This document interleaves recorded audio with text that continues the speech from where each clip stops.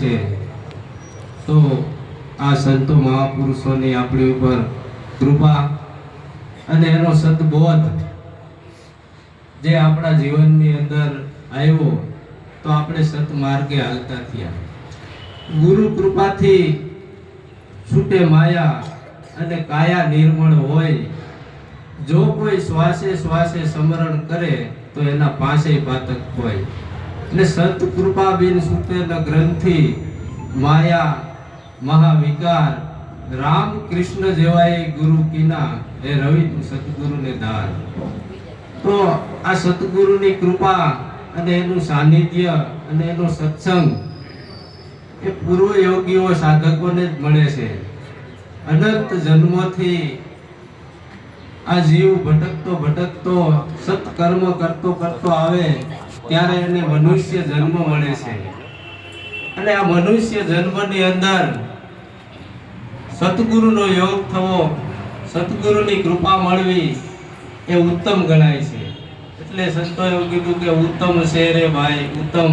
આ ગુરુજીનો મહિમા ઉત્તમ છે, ગુરુજીનો સંગ ઉત્તમ છે. કેમ કે પાંચ તત્વના આ દેહની અંદર આત્મા આવ્યો એટલે પાંચ તત્વ 20 મિલકર આત્મા જીવ કહાયો. મન પ્રાણ અને ઇન્દ્રિયોથી બંધાણો. મનથી, પ્રાણથી અને ઇન્દ્રિયોથી બંધાણો અને અજ્ઞાન અવસ્થાની અંદર અજ્ઞાનમાં ફસાણો. એટલે પોતે પોતાનું સ્વરૂપ, પોતાનું જ્ઞાન ભૂલી ગયો. એટલે આપણાને સદગુરુએ જગાડ્યા અને આત્મબોધ આપ્યો કે તું દેહ નથી, તું દ્રષ્ટા છે, તું સાક્ષી છે. તારું આ મૂળ સ્વરૂપ નથી. આ મનુષ્ય દેહ ખાલી ખાવા પીવા અને મોજ શોખ કરવા માટે નથી મળ્યો, પણ અનંત જન્મોની આ સત્કર્મની કમાઈએ મળ્યો છે. એટલે ભાગ્ય બળો કે આ મનુષ્ય તન પાવા, સુર દુર્લભ સત ગ્રંથ ગાવા. ભાગ્ય બળો કે આપણાને આ મનુષ્ય જન્મ મળ્યો છે અને મનુષ્ય જન્મે કરીને જ આ પરમ જ્ઞાન થાય છે. પશુ યોનિની અંદર આત્મજ્ઞાન કે આત્મબોધ થતો નથી. એટલે અનંત જન્મોની યાતના વેઠી અને હવે આપણાને આ મનુષ્ય જન્મ મળ્યો, સદગુરુ શરણ મળ્યું, તો આપણે આને આ જન્મે આ જીવનને સાર્થક બનાવવો, સત્ય બોધ લઈ અને એના મય આપણે જીવન બનાવવું. આપણું જીવન સરળ બનવું જોઈએ, સહજ બનવું જોઈએ, નિર્મળ બનવું જોઈએ. એટલે સંત કૃપાથી જ આ છૂટે છે માયા, નહીતર છૂટે એવી નથી. આ ગ્રંથિ એમ કીધું રવિ સાહેબે કે સંત કૃપા વગર આ છૂટે નહીં ગ્રંથિ માયા મહાવિકાર. રામ કૃષ્ણ જેવાય સતગુરુ શરણને સેવા છે, એની સાથ સેવના કરી છે. એવું ભજનમાં પણ એવું છે કે કૃષ્ણ અને રૂક્ષ્મણી રથે જુદા અને ઉપર બેઠા છે ગુરુ દુર્વાસા. એ ભાઈ તું દ્રઢ કરી લે વિશ્વાસા, સતગુરુ હે હાસા. તો રામ કૃષ્ણ જેવાય સતગુરુ શરણ સેવી અને સતગુરુ પાસેથી સત ઉપદેશ નામ વસન બોધ લઈ અને એનું આત્મકલ્યાણ કર્યું. અને આપણે પણ આપણા જીવનની અંદર જે કંઈ પણ ખામીઓ છે, જે દુર્ગુણો છે, જે મારા તારાનો ભેદ છે, જે ઉચ્ચ નીચનો ભેદ છે, જે કંઈ પણ સંશયો છે, એ આ સત્સંગ દ્વારા એનો નાશ થાય છે. એટલે સત્સંગનો મહિમા ઉત્તમ બતાવ્યો છે. કેમ કે જ્ઞાન લીધા પછી સત્સંગની જરૂર છે કાયમી માટે. સત્સંગ જેમ આપણે જમીનની અંદર કોઈ બીજ વાવી દઈએ તો એને એની માવજત જ ના કરીએ, જ્યારે જોઈએ ત્યારે એને પાણી ના આપીએ, એનું નિંદામણ ના કરીએ, તો એ બીજ ઉગે તો ખરું પણ પેલું અળબાવ ઘાસ જે થાય ને એને બહાર ના નીકળવા દઈએ. એમ આપણાને સદગુરુ પાસેથી ઉપદેશ મળ્યો, બોધ મળ્યો છે, જ્ઞાન મળ્યું છે, આ એની માવજત છે, સત્સંગ છે. સત્સંગના માધ્યમથી, સંતો મહાપુરુષના સંગથી આપણી અંદર જે કંઈ પણ દુર્ગુણો છે એનો નાશ થાય છે. સંતોનું જીવન ચરિત્ર, જીવન કવન જોઈ, સંતોના આચરણો જોઈ, સંતો મહાપુરુષના શબ્દ બોધ આપણાને જે મળે છે એના દ્વારા આપણા દુર્ગુણો આપણે અણવાના છે. એટલા માટે આ સત્સંગ એક ઉત્તમ સાધન ગણવામાં આવ્યું. સત્સંગ એટલે સંતોએ રાત દિવસ ગામડે ગામડે જઈ અને આ સત્સંગને ઉજાગર કર્યું છે અને સતબોધ સર્વ સુધી પહોંચાડ્યો છે. અને એવી કૃપા આપણી ઉપર થઈ, પણ જો એનો બોધ ના થાય તો આપણા જીવનની અંદર જ્ઞાન મળવાથી, જ્ઞાન લઈ લીધા પછી આપણે મુક્ત થઈ ગયા એવું નથી. એવા તો ઘણા જ્ઞાન લઈને એમનો ફરે છે એવા લેવા. એટલે જ્ઞાન માત્ર 1 કરોડ રૂપિયો હોય આપણી પાસે, તેજુરમાં પડ્યો રહ્યો હોય તો કરોડપતિ તો કહેવાય, પણ દારિદ્ર જાય? દારિદ્ર ના જાય.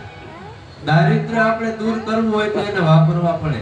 એમ જે સત્ય જ્ઞાન મળ્યું છે, જે સતબોધ મળ્યો છે, એને સત્સંગ દ્વારા આપણી અંદર પ્રગટ કરવાની છે. હૃદય રૂપી ભૂમિકાને પવિત્ર બનાવવાની છે. કેમ કે મન બુદ્ધિનું કામ નથી, હૃદય રૂપી ભાવને પ્રગટ કરવાનું છે. પરમાત્મા કોઈ ભાષાને નથી જાણતા, એ હૃદયના ભાવને જાણે છે. એને નથી ઇંગ્લિશ આવડતું કે નથી ગુજરાતી કે કોઈ ભાષા એને આવડતી નથી. પરમાત્મા તો શુદ્ધ હૃદયના ભાવને જાણે છે. ભક્તિ કેવું ભાવની ભૂખી, જુગો જુગથી જોતી વાત, જોતા જોતા મને મળી ગયા આવા મહાસાગરના મોતી. તો આ ભક્તિ એ ભાવની ભૂખી છે અને આપણી હૃદયની અંદર પરમાત્મા બિરાજમાન છે. આપણે ગોતીએ ક્યાં? સવારામ બાબાએ કીધું કે પડ્યું છે આ ગોત તો નથી, અને ગોતે સેતે સેતે જાય બદ્રીના પેટે, એને સાહેબ કેમ કરીને પેટે. કોઈ સુરતા સુગળ સમેતે તો એના ઘટમાં સાહેબ પેટે. સુરતા શબ્દ સાથે ગુરુએ આપણાને શબ્દ સંગી બનાવી દીધી છે.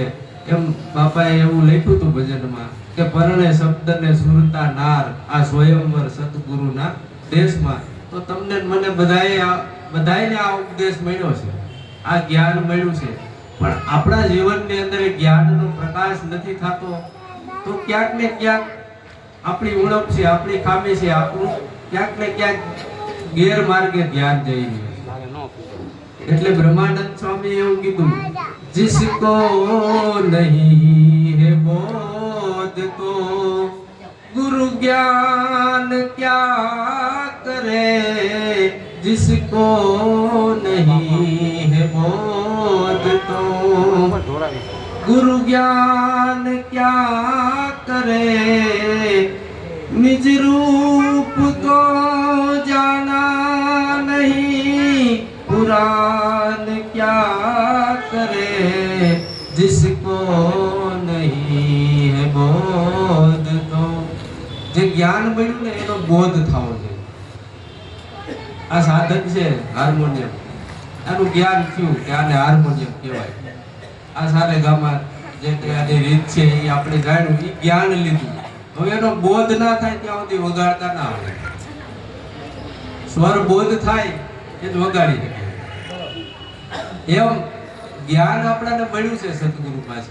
બ્રહ્માનંદ સ્વામી એમ કહે છે કે તમને બધાને જ્ઞાન મળ્યું, પણ એનો બોધ થવો જોઈએ કે વાસ્તવિકતામાં મને જે જ્ઞાન મળ્યું છે એનું મારે મંથન કરવું પડશે, અને મારે મારા સ્વરૂપને, આત્મ સ્વરૂપને જાણવું પડશે. કેમ કે ગુરુએ આપણાને ત્યાં સુધી પુગાડ્યા. હવે પછીની ભૂમિકા સાધકની એકલાની. સદગુરુ સાક્ષી છે, આપણી હારે છે, એનો પંજો આપણી ઉપર છે, પણ હાલવાનું સ્વયં પોતે એકલાની યાત્રા છે. ગુરુની ક્ષમતા હતી ત્યાં સુધી ગુરુએ પુગાડી દીધા. હવે પછીની યાત્રા તો ત્યાં કોઈ સંગી સાથી છે નહીં, એટલે ખુદ પોતે જ મંથન કરવું પડશે. એટલે બ્રહ્માનંદે એમ કીધું કે जिसको नहीं है बोध तो गुरु ज्ञान क्या करे, निज रूप को जाना नहीं तो पुराण क्या करे. તો પુરાણ ગમે એટલું આપણે વાંચતા હોય કે કથા કરતા હોઈએ, પણ નિજ રૂપનું જ્ઞાન નથી તો પુરાણ ક્યાં કરે.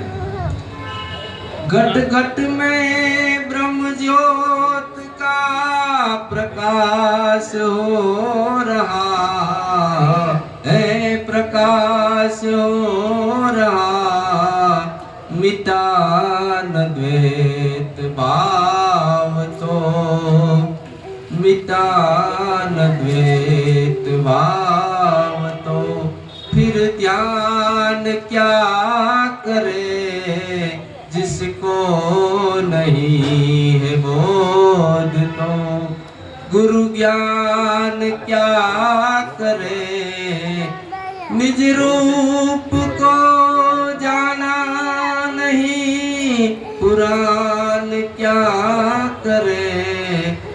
घट घट ने अंदर ब्रह्म ज्योत का प्रकाश हो रहा है। घटो घट ने अंदर बोले बीजो નથી છે પરમેશ્વર પોતે। અજ્ઞાની નર આંધળો તો અડગો રહીને ગોતે। તો હવે આપણે ક્યાં ખામી છે કે મને મારા ગુરુની અંદર બ્રહ્મ સ્વરૂપ દેખાય છે, મને મારા ગુરુમાં બ્રહ્મ સ્વરૂપ દેખાય છે, મારા ગુરુ એ જ મારા માટે ભગવાન છે એવો મને સાક્ષાત અનુભવ થયો છે। તો હવે મારા ગુરુ ઘટો ઘટની અંદર મને દેખાવા જોઈએ। આ સતબોધ હવે મારા ગુરુ ઘટો ઘટની અંદર મને દેખાવા જોઈએ। જ્ઞાની હોય કે અજ્ઞાની હોય, કોઈ પણ હોય, પશુ હોય કે પક્ષી હોય કે ઝાડ હોય કે પહાડ હોય, બધાયની અંદર મને મારા ગુરુનું દર્શન થવું, આ બોધ છે। અને તો જ આ મારા તારાનો ઊંચ નીચનો ભેદ મટે એમ છે, બાકી મટે એમ નથી। આ સતબોધ એટલે બ્રહ્માનંદ कीधु घट घट में ब्रह्म ज्योत का प्रकाश हो रहा है। घटो घट ની અંદર બ્રહ્મ જ્યોત નો પ્રકાશ થઈ રહ્યો, પણ મિટાના દ્વૈત ભાવ, બે પણ મટ્યું નહીં, એકતા ના થઈ। તો फिर ध्यान क्या કરે? ધ્યાન ઘણા કરતા હોય ને પછી એની પાસે જાય ને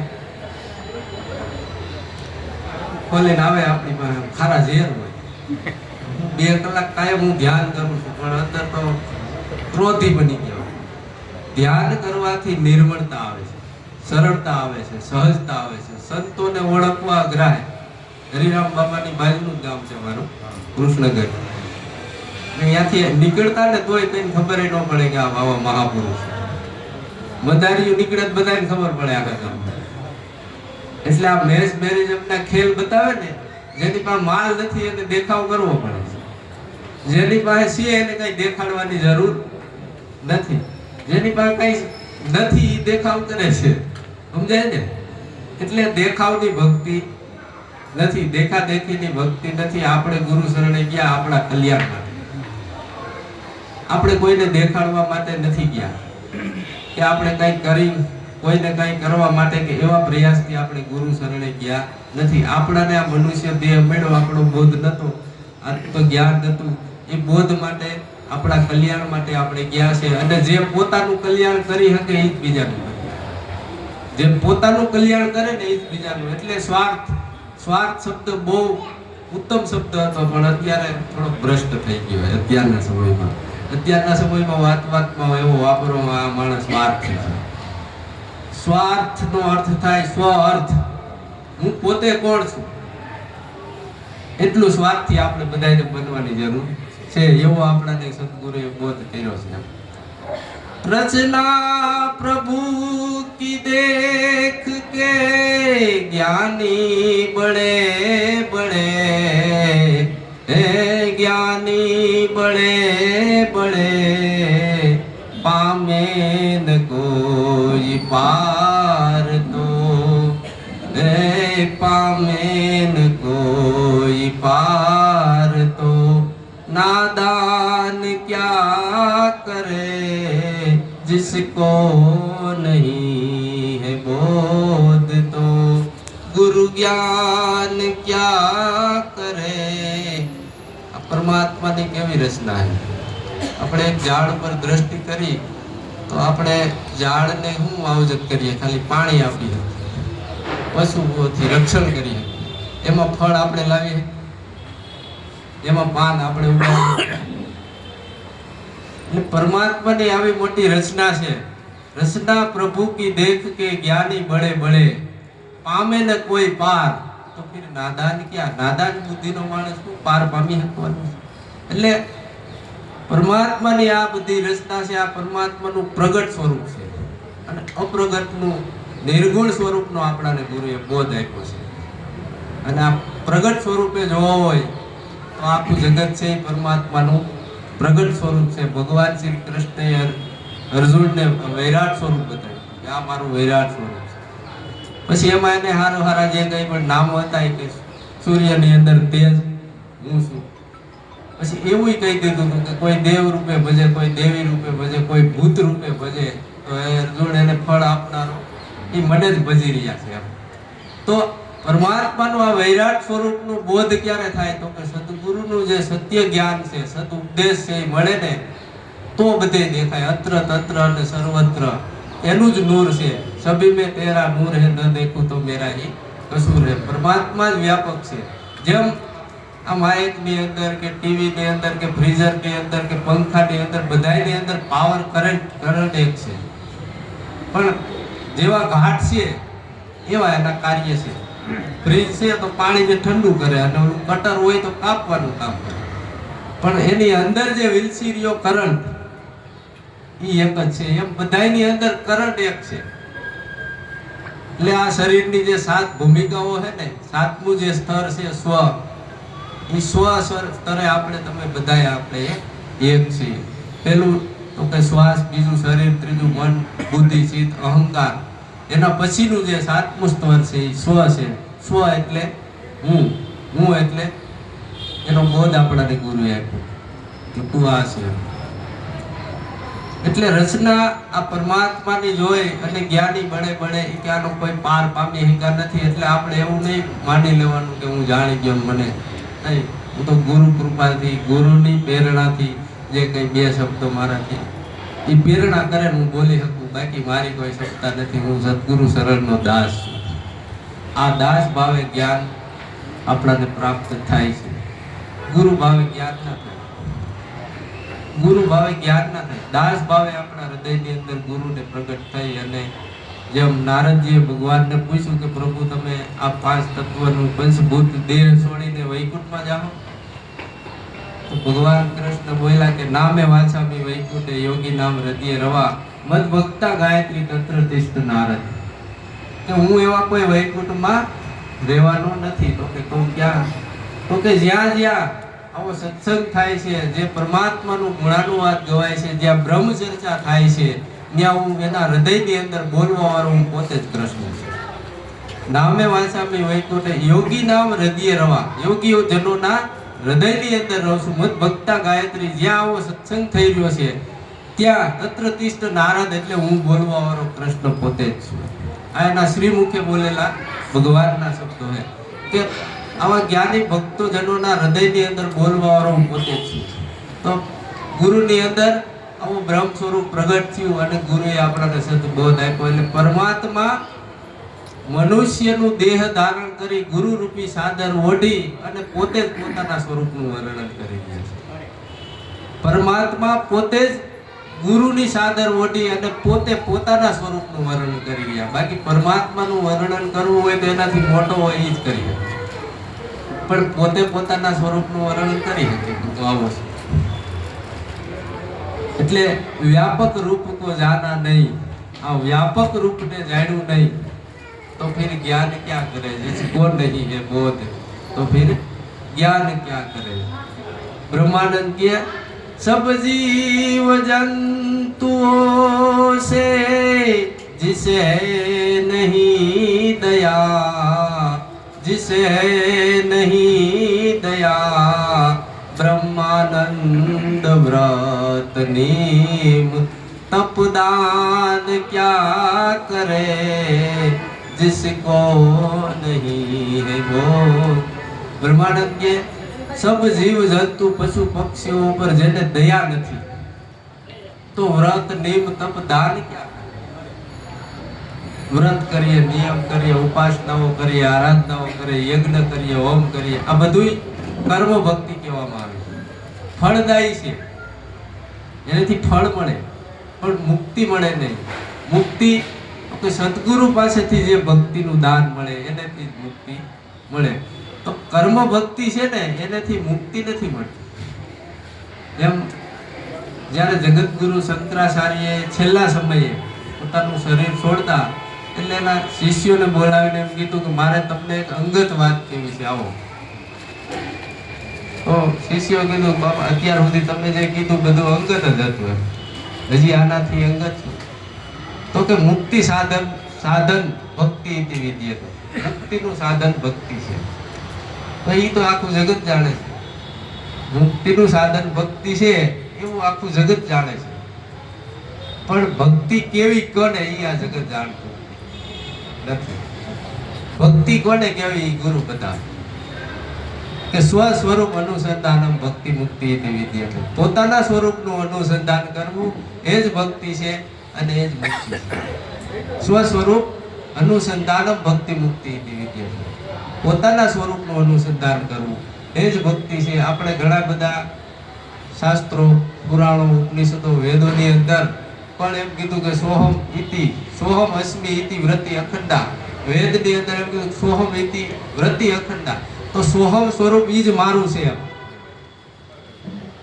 શ્વેત કેતુ ઉદાલક એના પિતાજીએ કીધું કે તે ઈ વસ્તુ જાણી તો કે જેને જાણવાથી સર્વસ્વ જણાઈ જાય. તો કે નહીં, તો એ જાણવું પડશે તારે ગુરુ સામે જઈ. અને જેને જાણવાથી આ બધા આખું જગતનું રહસ્ય તને જણાઈ જાય. તો આપણાને એ સતબોધ તો ગુરુએ આપ્યો કે જેને જાણવાથી આખા જગતનો બધા શાસ્ત્રોનું આખો ભેદ એમાં પડ્યો છે. એવા ભેદ મિલા સારા સંતોએ સંતોષ. આપણાને ભેદ ક્યાંથી મળ્યો? તો કે ગુરુ સ્વરૂપ. એવો ભેદ મળ્યો સારા સંતોએ. ઉને બતાએ સુરત નિશાની में हरि राम के परमात्मा तो रहते हरदम हृदय ज्ञानी. बाकी राम राम सब कोई कहे कहो जी राम का रूप कैसा. कौन सी कोटड़ी, कौन सी दरगाह, कौन से महल में राम रहता. ક્યાં રહે છે? આખું જગત રામ રામ કરે છે, કૃષ્ણ કૃષ્ણ કરે છે, પણ ખાલી કોરા શબ્દો છે. કૃષ્ણને કે રામને ઓળખતા નથી. સદગુરુએ આપણાને ઓળખાણ કરાવી કે હજી અત્યારે હાલમાં પરમાત્માની બંસરી વાગી જ રહી છે અને ત્યાં રાસલીલા થઈ જ રહી છે. તમારે અહીંયા ધ્યાન કરવાનું છે. સદગુરુ સ્વરૂપનું ધ્યાન કરો. કેમ કે નિર્ગુણ સગુણ સ્વરૂપ એ ગુરુ એક જ છે. પ્રગટ સ્વરૂપ ગુરુનું છે એ સગુણ રૂપ છે અને બોલી રહ્યો એ નિર્ગુણ રૂપ છે. આ બેયની જ્યાં સુધી એકતા ના થાય, જુદાપણું છે ત્યાં સુધી દ્વૈત ભાવ છે, ત્યાં સુધી બોધ નથી, જ્ઞાન નથી. એટલે સગુણ નિર્ગુણ તજો સુહાગણ બાટ કાટ ક્યું ભર્યું. સગુણ નિર્ગુણ, એક નિર્ગુણ વાત જગતમાં ચાલી રહ્યો, એક સગુણ વાત. સગુણ ઉપાસક છે એ નિર્ગુણને નથી માનતા, નિર્ગુણ ઉપાસક છે એ સગુણને. ગુરુ જ્ઞાની થઈ ગયા પછી એ સગુણને કાપતા હોય છે. હા, અમુક જ્ઞાની છે, તમે શું આ કરો છો? એને વિરોધ નથી કરવાનો, એને વાતથી સમજાવવાના છે. તમે જેને કૃષ્ણ કહો, તમે જેને રામ કહો, એને તમે ઓળખો છો?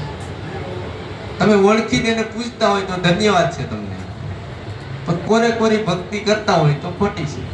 સંતોએ એમ આપ્યું છે, એમ નથી કીધું આ તમારા ભગવાન ખોટા, એવું નથી. ભગવાનને ઓળખી અને એની ભક્તિ કરી. એટલે નામે વાછામી વૈકુંઠે હું આવા પરમાત્મા સ્વરૂપ પ્રગટ બોલી રહ્યો છે અને ઓળખાણ સદગુરુ આપણાને એના સદબોધથી એનું જ્ઞાન આપે છે. અને એ જ ભક્તિ સાચી ભક્તિ છે. બાકી કર્મ ભક્તિ છે એ ખોટી નથી. કર્મ ભક્તિ છે એ ખોટી નથી, પણ આસારી ભક્તિ છે. આસારી એટલે દાખલા તરીકે એવો આસાર ધર્મ આપણે રાખ્યો હોય કે સવારમાં ઉઠી રોજ ગાયને એક રોટલી ખવડાવી અને પછી હું ચા પાણી પીશ, આ આસારી ધર્મ કહેવાય. ક્યાંક બહાર ગામ ગયા અને વખતે ત્યાં ગાય ના મળી તો આપણે ખાવા પીવાનું તો બંધ, એટલે ઉપાધિ થઈ જાય.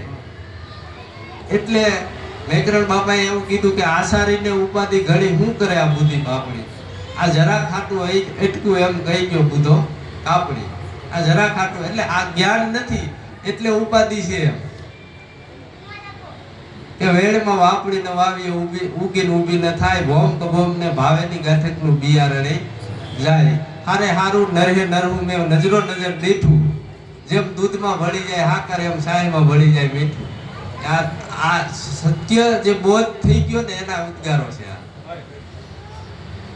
આ સતબોધ જેને થયો, જેને આવું જ્ઞાન થયું, એને આવો ઠપકો આપ્યો. હું કામ કે આખા જગતનું કલ્યાણી છે. કોઈને પાછા પાડવા માટે આવા શબ્દો નથી બોલ્યા. કે વાળ વળતોલા ઉપવાસ કરે ને કાળજા પોતાના બાળે, ભક્તિ કરે દીના અંશે, એ આંધળો અરીસામાં ન બાળે. વાળ વળતોલા અને ઉપવાસ કરે ને કાળજા પોતાના બારે, ભક્તિ કરે દીના, મારો હારો દિવસ આવશે એટલા માટે, સ્વાર્થ માટે. એ આંધળો અરીસામાં ન બાળે.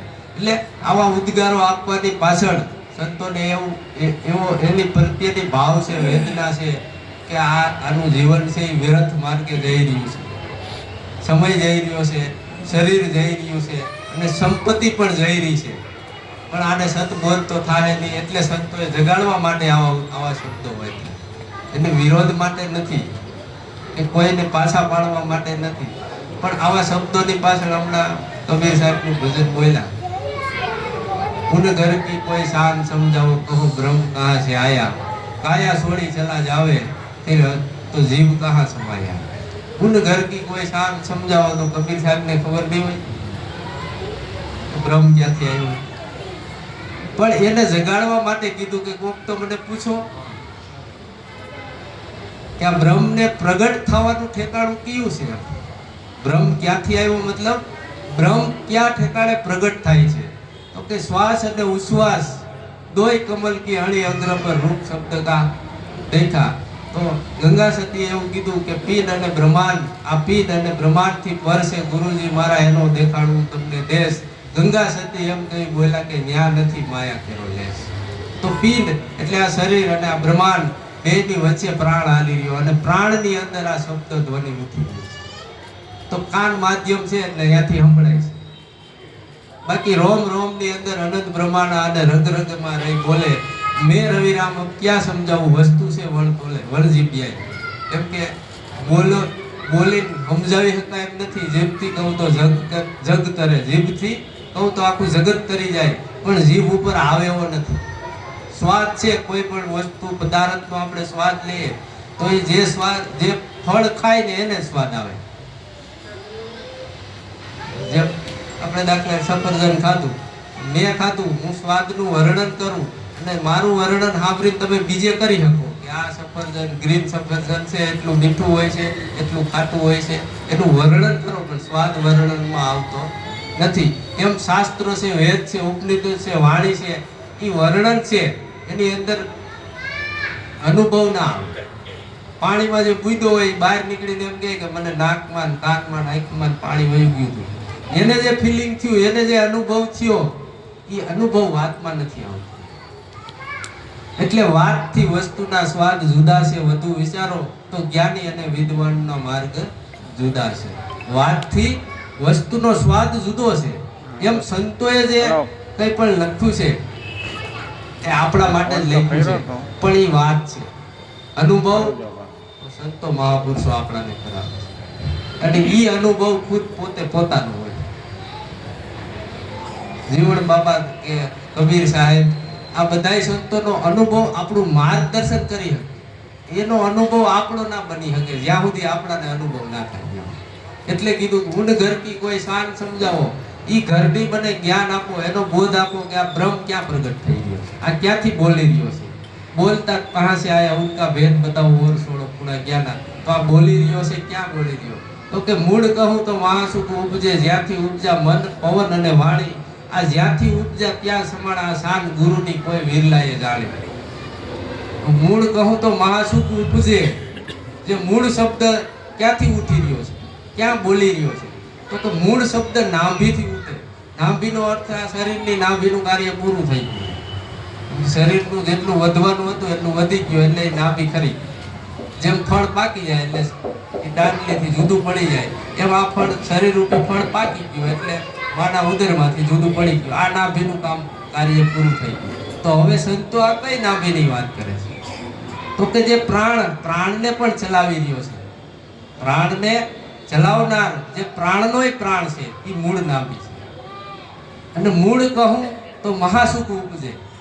મૂળની વાત કરું તો મને મહાસુખ, મૂળ શબ્દ નાભીથી ઉઠે અને ત્રિવેણીમાં આવી બોલે. શૂન્ય મંડળની અંદર શબ્દનો વાસો કોઈ ખોટલ સાધુ ખોલે. શૂન્ય મંડળની અંદર એટલે કે જ્યાં વાણી વિચાર કોઈ વસ્તુ નથી સંભવતી, ત્યાંથી આ શબ્દની ધ્વનિ ઉઠી રહી છે. એને આપણે અનાહત નાદ ઓમકાર કહેવામાં આવ્યો હોય.